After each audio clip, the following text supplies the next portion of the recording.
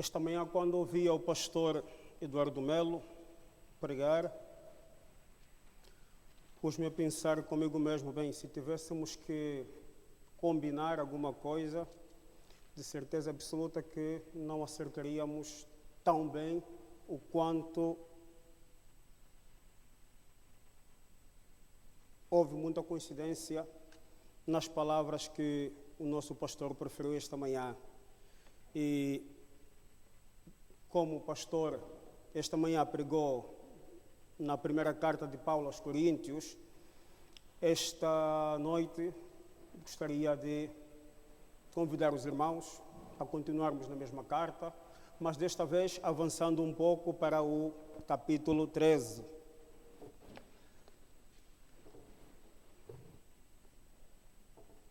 E é interessante que dizia o nosso pastor esta manhã que, e como já é sabido por parte de alguns, a igreja em Coríntios sempre foi uma igreja muito problemática. Muitas divisões, muitos casos de separação. Poderíamos simplificar dizendo que o pecado abundava naquela congregação, naquela igreja. E recordando as palavras do nosso pastor esta manhã, bem, se nós pensamos que a nossa igreja é pior comparado com a igreja de Coríntios, nós até somos santos, né? E na sequência daquilo que foram os conselhos, as exortações de Paulo, no capítulo 12,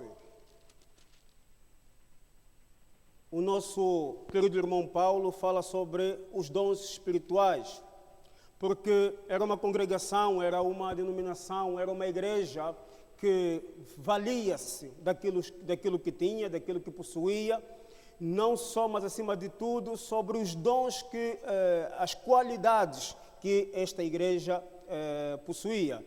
E é interessante que Paulo diz a eles que, meus amigos, podem até se alegrar, mas não se esqueçam, ainda no capítulo 12, que a igreja deve ser uma unidade orgânica, não é? Vocês devem existir, devem conviver em unidade. E é neste capítulo 12, a partir do versículo 12 até mais ou menos versículos 24 a 25, que ele dá o exemplo do corpo da igreja como se fosse um corpo, mas com vários membros. E ele termina de uma forma bonita, não é? Ele diz que, bem, tudo bem que a igreja tem vários membros, mas é um só corpo. Existem vários dons, existem apóstolos, existem profetas, existem mestres, existem operadores de milagres, existem dons de curar, socorros, governos, existem variedades de línguas. Paulo foi destacando vários dons que existiam naquela congregação. Mas a parte mais interessante é que ele diz que e eu posso mostrar-vos ainda um caminho sobremodo excelente. E é assim que, começando nós a lermos o versículo 1 do capítulo 13, se os irmãos quiserem acompanhar, diz exatamente o seguinte: ainda que eu fale a língua dos homens e dos anjos, se não tiver amor, serei como bronze que soa ou como símbolo que retine. Ainda que eu tenha o dom de profetizar e conheça todos os mistérios e toda a ciência, ainda que eu tenha tamanha fé ao ponto de transportar montes, se não tiver amor, nada serei. E ainda que eu distribua todos os meus bens entre os pobres, e ainda que entregue o meu próprio corpo para ser queimado, se não tiver amor, nada disso me aproveitará. O amor é paciente, é benigno. O amor não arde em ciúmes, não se ufana, não se ensoberbece. Amém, irmãos? E nesta tarde, final de tarde, gostaria de falar aos irmãos exatamente o que realmente importa. É desta forma que Paulo estava a introduzir este capítulo 13 que nós acabamos de ler. Tudo isso que vocês disseram é muito bonito, mas quero mostrar-vos o que realmente importa. E a verdade é que viver consiste em amar. Uma vez que Deus é amor, a lição mais importante que Ele quer que eu e você aprendamos neste mundo é como amar. O apóstolo Paulo aprendeu bem esta lição porque escreve longamente no capítulo, um capítulo inteiro, não é? Estamos a falar de mais ou menos 13 versículos, a fim de transmitir o que tivera aprendido sobre o amor. É quando amamos que somos mais parecidos com o Senhor, de modo que o amor é a base de todos os mandamentos que Ele nos deu. Tenho várias referências bíblicas, várias passagens, e como às vezes não temos tempo necessário ou suficiente, vamos estar a projetar algumas passagens e assim poderemos estar a ler em conjunto. E nós vemos que no livro de Gálatas, capítulo 5, versículo 14, encontramos esta afirmação de Paulo quando diz que porque toda a lei se cumpre numa só palavra, nesta: amarás ao teu próximo como a ti mesmo. Aí está, quer dizer que aprender a amar altruisticamente, irmãos, não é fácil. Vai contra a natureza do ser humano, porque a natureza do homem é uma natureza egoísta. E é por isso que devemos, ou temos toda uma vida para aprender como amar aos outros. É claro que Deus quer que amemos a todos, mas tem um interesse particular, um interesse especial em que aprendamos a amar as pessoas que fazem parte da nossa família. O apóstolo Pedro aconselha na sua primeira carta, capítulo 2, secção B, quando diz: amai a fraternidade. E Paulo, ainda seguindo este raciocínio, expressa o mesmo sentimento quando em Gálatas 6:10 diz o seguinte: então, enquanto temos tempo, façamos bem a todos, mas, e é interessante vermos aí o mas, principalmente aos domésticos da fé. Por que Deus insiste em que dediquemos amor e atenção especial aos outros cristãos? Por que eles devem ser priorizados? Irmãos, porque Deus quer que a sua família seja conhecida por amor, como nós acabamos de cantar há poucos minutos. Por amor é conhecido Por amor não entendi.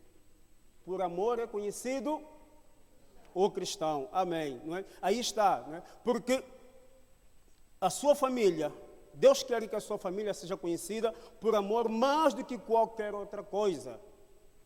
O Senhor Jesus disse que o nosso amor uns pelos outros e não o nosso sistema doutrinário. Jesus deu ênfase ao testemunho que podemos dar ao mundo. Quando vemos o Evangelho de João, no capítulo 13, versículo 35, encontramos esta referência. Nisto todos conhecerão que sois meus discípulos, se vos amardes uns aos outros.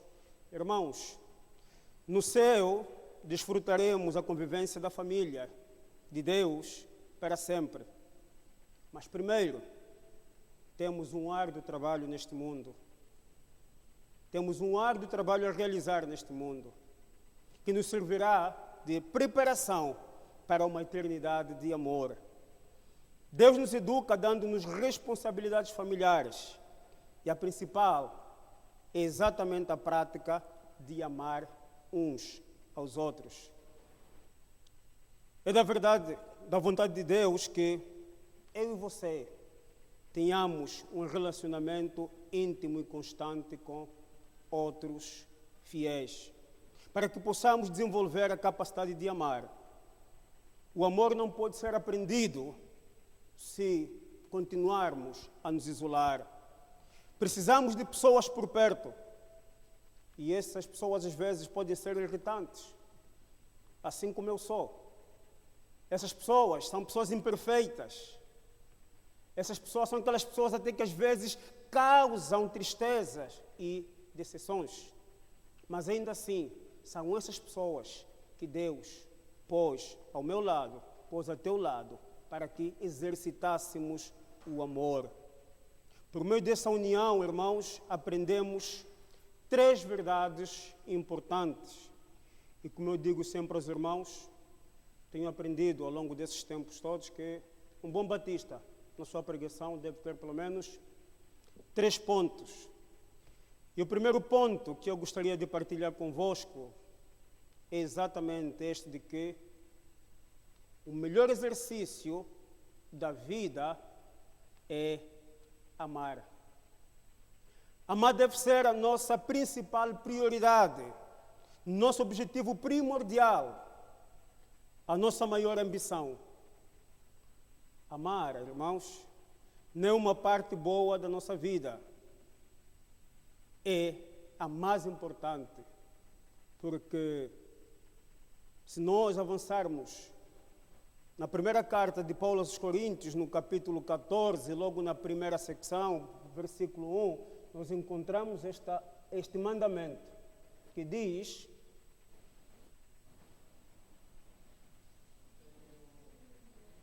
seguir o amor. E é uma ordem que Paulo deixa à igreja de Coríntios. Não basta dizer uma coisa que eu quero na vida é ser amoroso, como se isso fosse apenas um item numa lista de 10 principais objetivos. Nossos relacionamentos devem ter prioridade acima de tudo. Por quê? Porque, em primeiro lugar, a vida sem amor não tem valor algum. O apóstolo Paulo levanta a questão, quando em 1 Coríntios, versículo que nós já lemos, 13:3, diz o seguinte: e ainda que distribuísse toda a minha fortuna para sustento dos pobres, e ainda que entregasse meu corpo para ser queimado e não tivesse amor, nada disso me aproveitaria. Irmãos, frequentemente agimos como se os relacionamentos devessem ser encaixados em nossa agenda. Não querendo atropelar aquilo que tivemos a falar há pouco com a irmã Nilba, antes do culto, reclamava um pouco da sua agenda em dar atenção a uma certa pessoa. Muita coincidência, já tinha preparado isto há uma semana atrás. Não é? Mas a verdade é que, às vezes, os nossos relacionamentos devem ser encaixados na agenda que nós temos. Falamos em encontrar ou ter tempo para os nossos pais. Falamos em encontrar ou ter tempo para os nossos filhos. E em reservar tempo para as pessoas que fazem parte da nossa vida. Isso, irmão, dá aquela impressão de que os relacionamentos são apenas parte da nossa vida.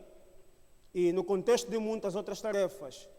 Mas aquilo que nós queremos partilhar convosco hoje, irmãos, é exatamente de que Deus diz que a vida é feita de relacionamentos. Deus nos diz que a vida é feita de relacionamentos porque quando olhamos para os 10 mandamentos, nós encontramos 4 a tratarem do relacionamento entre Deus, homem, Deus, mas se falamos em 10 e citamos 4, quantos faltam? 6. E os outros 6 mandamentos tratam do relacionamento uns com os outros. Posteriormente, é interessante vermos Jesus resumir os mesmos mandamentos em 2. E nas suas instruções, nós podemos encontrar esta passagem de Mateus 22, 37 a 40, quando diz: e Jesus disse-lhes: amarás o Senhor teu Deus de todo o teu coração, e de toda a tua alma, e de todo o teu pensamento. Este é o primeiro e grande mandamento. E o segundo, semelhante a este, é, igreja,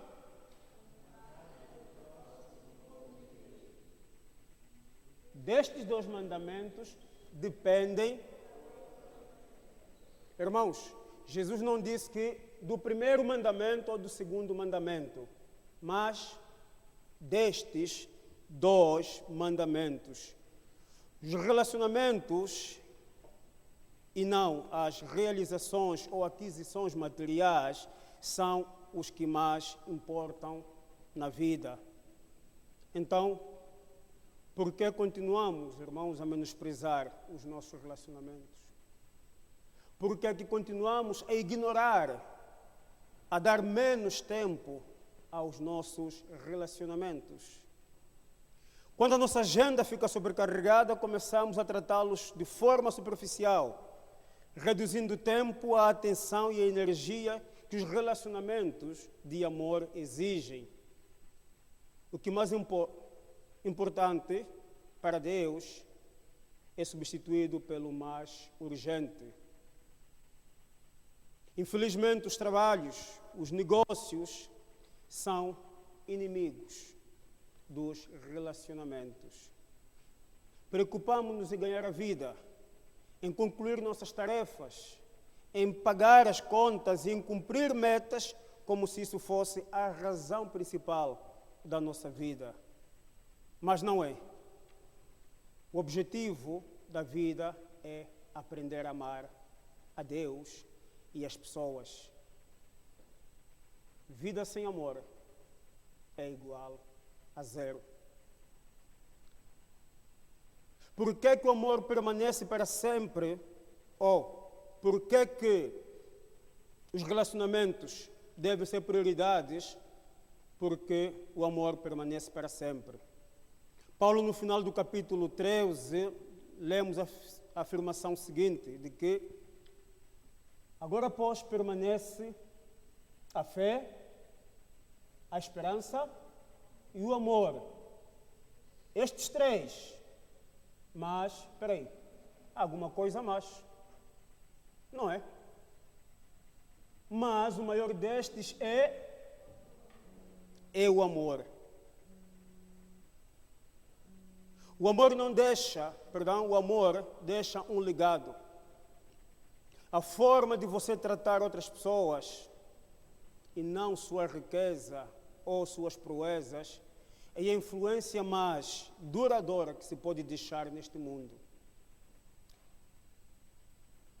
Li uma vez uma citação da Madre Teresa, mais conhecida por Madre Teresa de Calcutá, quando dizia que não é o que você faz, mas quanto amor dedica no que faz que realmente importa.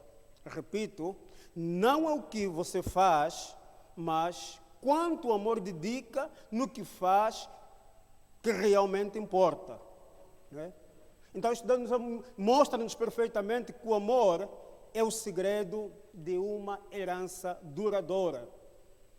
E certa vez ouvi um pastor dizer o seguinte, e já que temos também aqui o pastor Santos, com alguma idade no ministério, creio eu que estará colaborando com a afirmação deste pastor, quando dizia que tem estado no leito de morte de muitas pessoas.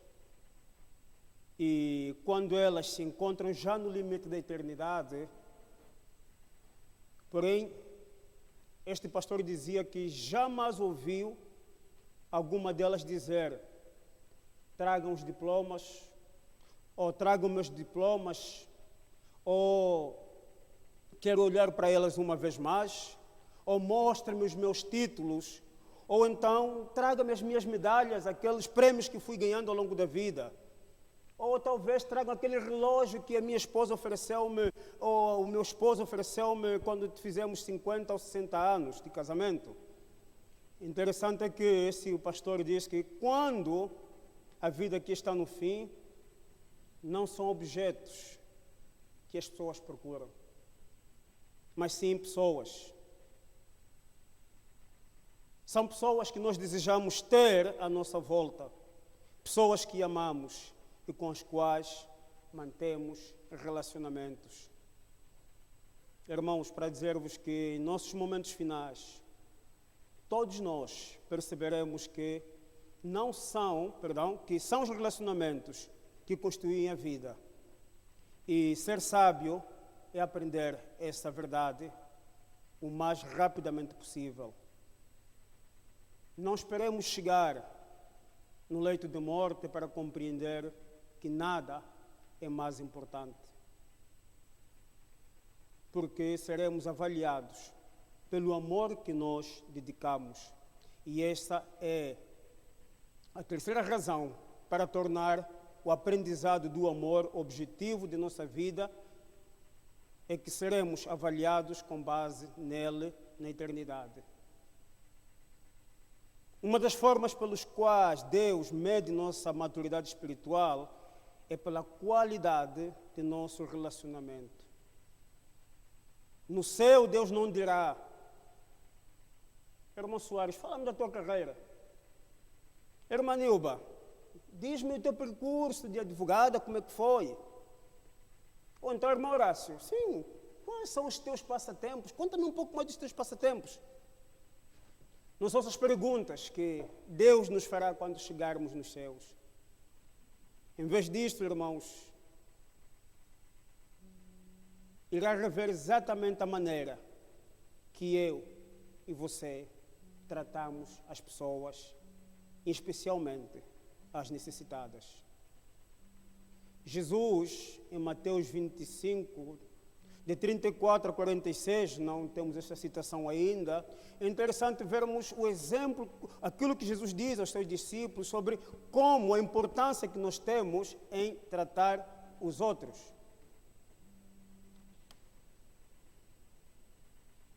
No mesmo capítulo, no versículo 40, ele resume exatamente essas palavras. Quando o Senhor Jesus disse que para amá-lo é preciso amar a família dele e cuidar de suas necessidades práticas. E respondendo, o rei lhes dirá: em verdade vos digo que, quando fizestes a um destes meus pequeninos irmãos, a mim o fizestes. Quando partir para a eternidade, você deixará todo o resto para trás, excepto o seu caráter, excepto aquilo que tens aprendido neste mundo. Paulo, em Gálatas, capítulo 5, versículo 6, faz a seguinte afirmação: porque em Jesus Cristo, nem a circuncisão, nem a incircuncisão tem valor algum, mas sim a fé que opera pelo... Irmãos, tendo conhecimento disso, sugiro que, ao levantar pela manhã, ajoelhe-se na sua cama, ou então sente-se à beira da sua cama e talvez faça a seguinte oração: Deus, conseguindo eu realizar ou não qualquer outra coisa no dia de hoje, quero ter certeza que terei tempo para amá-lo e para amar as pessoas. Porque isso, ou nisso, é que consiste a nossa vida. Não quero desperdiçar este dia. Os irmãos concordariam comigo se eu fizesse a pergunta? Porque Deus deveria dar-lhe outro dia, se pretende desperdiçá-lo.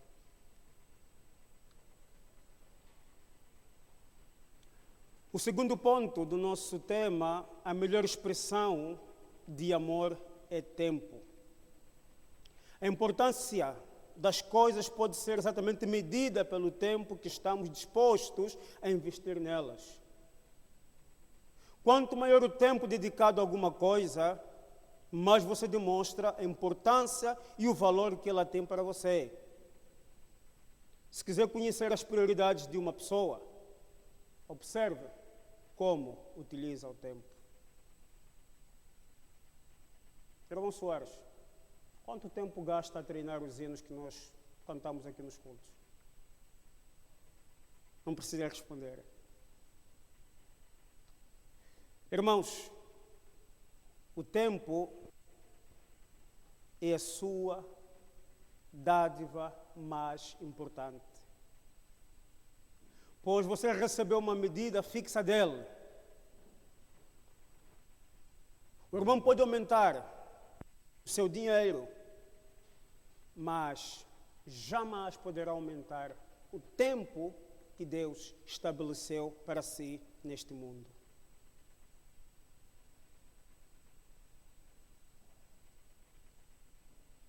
Quando dedicamos nosso tempo a alguém, estamos a dedicar uma porção de nossa vida que jamais iremos recuperar. Nosso tempo é a nossa vida. Por isso, o maior presente que nós podemos dar a alguém, irmãos, digo-vos que é o tempo. Não é bastante dizer que relacionamentos são importantes. Devemos provar esta afirmação investindo neles tempo, porque palavras isoladas não têm valor algum.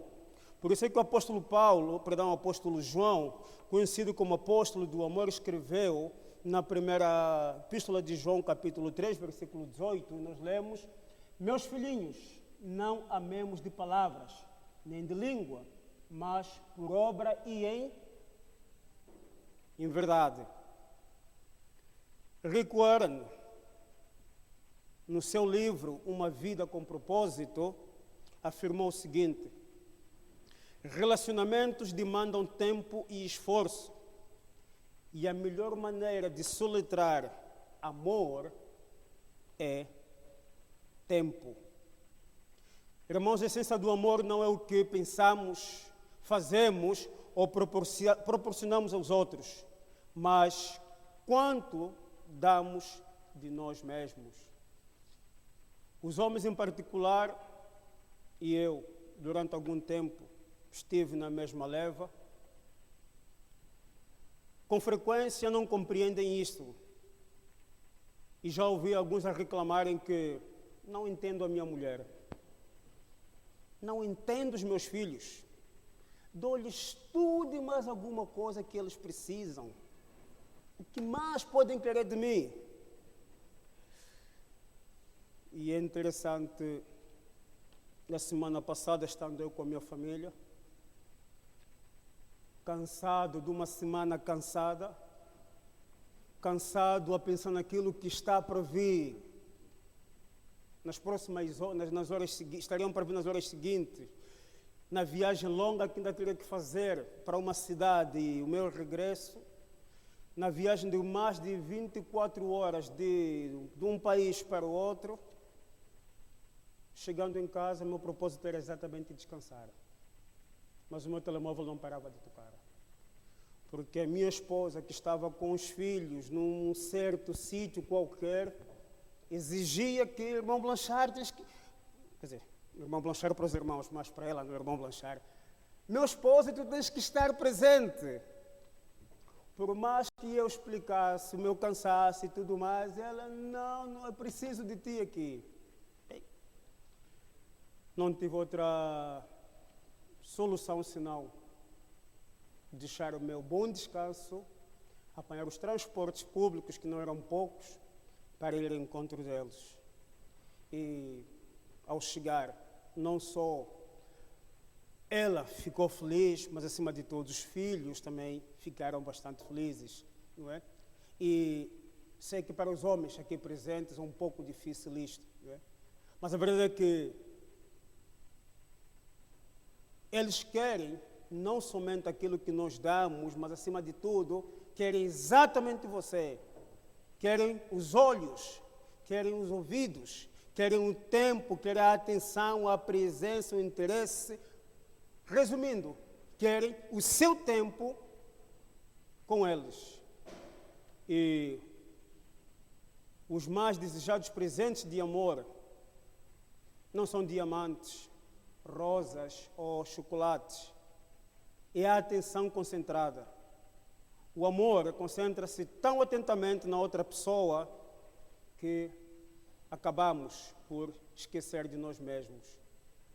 Irmãos, a atenção significa valorizo você o bastante para dar-lhe o meu precioso bem, que é o meu tempo. Quando isso acontece, estamos a dizer, ou estamos a fazer um sacrifício. E o sacrifício é a essência do amor. Jesus foi o exemplo disso. Mas quando lemos Efésios capítulo 5, versículo 2, encontramos exatamente esta afirmação. E andai em amor, como também Cristo vos amou e se entregou a si mesmo por nós, em oferta e sacrifício a Deus em cheiro suave. Irmão, você pode dar sem amar, mas não pode amar sem dar. Porque foi isso que o nosso Deus fez. Quando lemos João 3,16a, encontramos essa referência. Porque Deus amou o mundo de tal maneira que deu o seu Filho unigênito. Isto para dizer que amar significa renunciar, abdicar das minhas preferências, confortos, objetivos, segurança, dinheiro, energia ou tempo para benefício de outra pessoa. Para terminar, gostaria de dizer-vos o terceiro ponto que diz: o melhor momento para amar é agora. Algumas vezes, o adiamento é uma resposta válida para algumas tarefas triviais. No entanto, como o amor é o que mais importa, ele tem prioridade absoluta, ou tem prioridade máxima. A Bíblia enfatiza isso repetidamente quando lemos em Gálatas 6:10. Então, enquanto temos tempo, passamos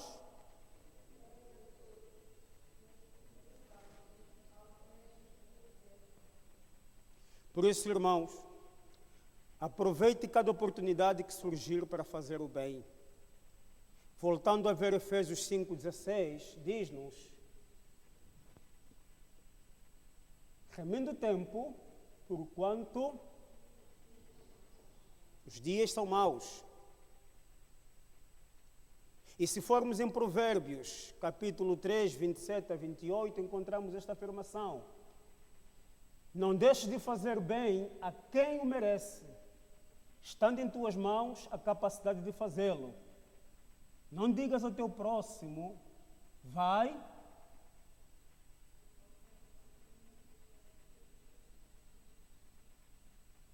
se já o tens, o que fazes?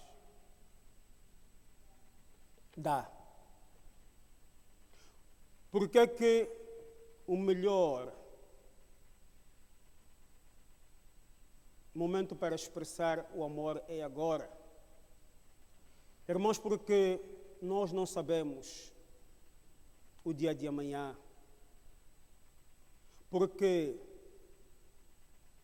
nós não controlamos o tempo. Porque não sabemos quando teremos outra oportunidade. Uma vez que as circunstâncias mudam, as pessoas morrem, os filhos crescem. E eu e você, irmãos, não temos garantia nenhuma do amanhã. Se você quiser expressar o seu amor, é melhor que o faça agora. Tendo consciência de que um dia estaremos diante de Deus, gostaria de deixar algumas perguntas para refletirmos antes de terminar. Como o irmão pensa explicar a Deus aqueles momentos em que os seus projetos, aquele jogo, aquela ida ao cabeleireiro ou à praia, foram mais importantes para você do que as pessoas? Com quem precisa começar a passar mais tempo? O que precisa eliminar da sua agenda para tornar isso possível? Que sacrifício precisa fazer. Lembre-se que o melhor exercício da vida é amar. A melhor expressão do amor é o tempo. E o melhor momento para amar é agora. Interessante. Barnabé. A Bíblia descreve este homem como aquele homem que, tendo algumas posses, não teve problemas nenhum em desfazer-se de tudo mais alguma coisa, vender e partilhar aquilo que tinha com os que mais necessitavam.